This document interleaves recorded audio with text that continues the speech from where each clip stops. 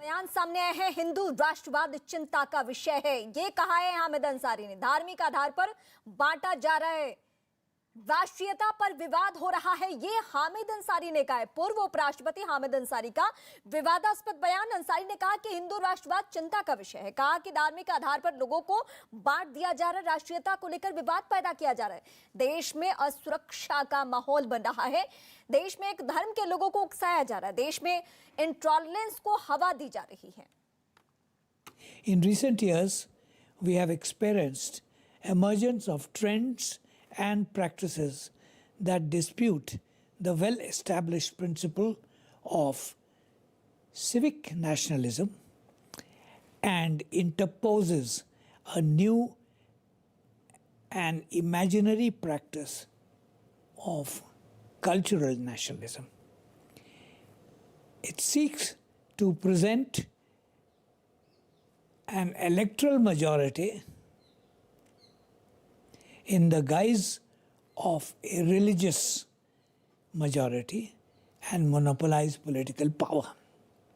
It wants to distinguish citizens on the basis of their faith, give vent to intolerance, insinuate otherness, and promote disquiet and insecurity.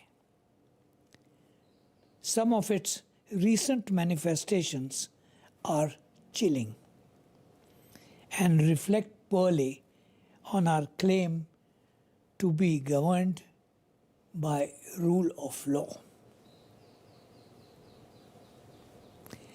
Why have segments of opinion in a plural society with a long tradition of accommodation of diversity decided to question it in favor of a unilateral and distorted reading of its past? BJP leader Gaurav Bhatia इस वक्त हमारे साथ जुड़ चुके हैं। आपने sir पढ़ ही लिया होगा, देख लिया होगा, सुन लिया होगा कि उपराष्ट्रपति, पूर्व उपराष्ट्रपति हामिद अंसारी का बयान किस तरीके से सामने आया है। और ये पहली दफा नहीं है जब उन्होंने कोई विवादित बयान दिया हो, फिर से उनको माहौल खराब लग रहा है। देखिए, दुर्भाग्यपूर्ण है कि उच्च संवैधानिक पद पे जो व्यक्ति आसीन रहा हो और वो राजनीति करे और उस तरह से करे कि जिसकी स्क्रिप्ट कांग्रेस हेडक्वार्टर में लिखी। मैं इतना ही कहूंगा कि हामिद जी तब उपराष्ट्रपति थे जब मुजफ्फरनगर दंगे हुए और कांग्रेस की सरकार थी। सर्वोच्च न्यायालय ने फटकार लगाई तो कोई टिप्पणी उपराष्ट्रपति जी की उस वक्त नहीं आई। आज जब समाज में सौहार्द है, आप देखिए जो दंगे पहले होते थे अब बंद हो गए हैं। जब हर कोई एक दूसरे की इज्जत करते हुए साथ में रह रहा है तो ये कांग्रेस की टूल किट होती कि आपस में सौहार्द को कैसे बिगाड़े, हिंदू मुस्लिम कराएं और इससे ध्रुवीकरण हो और शायद कांग्रेस पार्टी का इससे फायदा हो जाए। वो ये भूल जाते हैं कि भारतीय इस तरह की ओछी राजनीति से बहुत दूर आ गए हैं और वो विकास की बात करते हैं। और ये बयान ऐसा है कि ये एक पूर्व उपराष्ट्रपति को शोभा नहीं देता। बिल्कुल, और संवैधानिक ओहदे का आपने जिक्र किया, मुझे तो सवाल पूछने में भी लिहाज का इस्तेमाल करना पड़ रहा है क्योंकि वो देश के पूर्व उपराष्ट्रपति रहे हैं। उनके बारे में हम किस हद तक जाके बातें करें, लेकिन फिर भी अगर उनको हिंदू राष्ट्रवाद से प्रॉब्लम है, वो इस तरीके के शब्दों का इस्तेमाल करें, माहौल खराब लग रहा है। आप सोचिए जरा कि अगर हामिद अंसारी जैसे शख्सियत बैठ के अगर ये कहते हैं तो इसका असर किस तरीके से होगा। नहीं, आप बिल्कुल सही कह रही हैं। देखिए, एक डॉक्टर अब्दुल कलाम जी थे, हम लोग याद भी करते हैं तो प्रेरणा स्रोत लगते हैं। बिल्कुल, कभी उन्होंने दलगल राजनीति नहीं करी और यही चरित्र, यही भाव होना चाहिए। एक पूर्व में आप अगर बड़े संवैधानिक पद पे आसीन रहे हैं, आप दिशा दीजिए और दलगल राजनीति के ऊपर उठिए। लेकिन मुझे ऐसा प्रतीत होता है कि कांग्रेस की जो टोपी थी वो अभी भी कहीं ना कहीं जो पूर्व उपराष्ट्रपति जी रहे हैं उनके दिमाग में इस तरह के ख्याल देती है।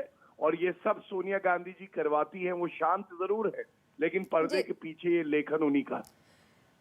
राष्ट्रीय दलवे इस वक्त मेरे साथ जुड़ चुके हैं। गौरव जी, आप मेरे साथ बने रहिए, मैं उनसे ही जवाब लेती हूँ। कहा यह जा रहा है बीजेपी की तरफ से भी, और आम जन भावना किस तरीके की है वो तो वक्त पे पता चलेगा कि सिर्फ फेस है हामिद अंसारी, अगर इस तरीके से वो विवादित बयान देते हैं तो उसके पीछे कांग्रेस पार्टी की भूमिका है। हामिद अंसारी साहब कांग्रेस के मेंबर नहीं। हर चीज कांग्रेस के ऊपर डालना गलत। हाँ। लेकिन हामिद अंसारी साहब ने जो बयान दिया है, हाँ। हरिद्वार के अंदर जब 100 कॉल्ड संत खड़े होकर तलवारें निकाल रहे थे, वो उसका क्या मतलब है? दुनिया क्या सोचे? क्या प्रधानमंत्री ने एक जुमला उनके खिलाफ किया? क्या बीजेपी के किसी नेता ने उसे कंडम किया? प्रधानमंत्री चाइना गए थे, आपको याद होगा, जाके वहां बयान दे के आए थे कि मेरे प्रधानमंत्री बनने से पहले भारतीय कहते हुए शर्म आती थी, इससे भारत की इज्जत बढ़ेगी। क्या ये राष्ट्रवाद का बयान था? हामिद अंसारी अगर बोलेंगे तो वो देश के दुश्मन हो जाएंगे। नरेंद्र मोदी चाइना में जाके बोलेंगे तो देशभक्ति हो जाएगी। राशिद अल्वी साहब, मैं आपसे, आप बहुत संजीदा लीडर है, मैं आपसे एक सवाल पूछती हूँ, पर्टिकुलर एक घटना को लेकर क्या हम इस तरीके से कह सकते हैं कि पूरे देश का माहौल खराब है? ये सवाल नहीं है कि एक घटना हुई, प्रधानमंत्री ने क्यों नहीं कंडम किया उसको? क्यों नहीं बीजेपी के नेताओं ने कहा कि ये गलत हो रहा है? और एक संत वहां छत्तीसगढ़ में जाके बोल रहा है कि गॉड से उसकी पूजा करनी चाहिए। सर, उस संत में और देश के पूर्व उपराष्ट्रपति में बहुत बड़ा फर्क है, ये आपको भी मालूम है। हम हामिद अंसारी के बारे में अगर बात करें तो इसलिए बात करें क्योंकि वो संवैधानिक ओहदे पे रह चुके हैं। सवाल ये, क्या प्रधानमंत्री संवैधानिक ओहदे पे नहीं है? उन्हें कंडम नहीं करना सर, चाहिए? तो आप सवाल उठा रहे हैं ना, उनकी बातों पे भी आप सवाल उठा रहे हैं। ये लोकतंत्र है, सबको सवाल उठाने का अधिकार है। बिल्कुल, आपको भी उठाना चाहिए। हाँ। आप एंकर हैं जी। आप अगर हामिद अंसारी पे उठा रही हैं तो नरेंद्र मोदी पे भी उठाइए। चूंकि सर अभी हामिद अंसारी का वाकया सामने आया है, इसलिए हम इन पे फोकस कर रहे हैं। उस वाकये पे आपने बोला था? बिल्कुल। आपने तो नहीं बोला। सर, आप डाइवर्ट कर रहे हैं, दरअसल आप डाइवर्ट कर रहे हैं। इसीलिए अभी गौरव भाटिया मेरे साथ नहीं है। दरअसल जो बड़ी बातें हैं उस पे हम चाहेंगे कि बीजेपी ही बोले। लेकिन राशिद अल्वी साहब, मैं तो फिर दोहराऊंगी कि आप तो इन चीजों को भांपते हैं, समझते हैं। तो अगर हामिद अंसारी साहब एक बार नहीं, 2 बार नहीं, 3 दफे अगर इस तरीके से कह रहे हैं तो क्या होना चाहिए? क्या यही सच्चाई है? देखिए, इस देश के अंदर भारतीय जनता पार्टी ने माहौल खिलाफ किया है। और एक बात ये समझिए कि हामिद अंसारी साहब नहीं, दुनिया के अखबारात के अंदर छप रहा है। छोड़ दीजिए हामिद अंसारी को, मैं आप अगर कहें तो न्यूयॉर्क टाइम्स की कटिंग आपको भेज दूं कि वो क्या लिख रहे हैं। अगर आप कहें तो इंग्लैंड के अखबारों की कटिंग आपको भेज दूं कि वो क्या लिख रहे हैं देश के बारे में।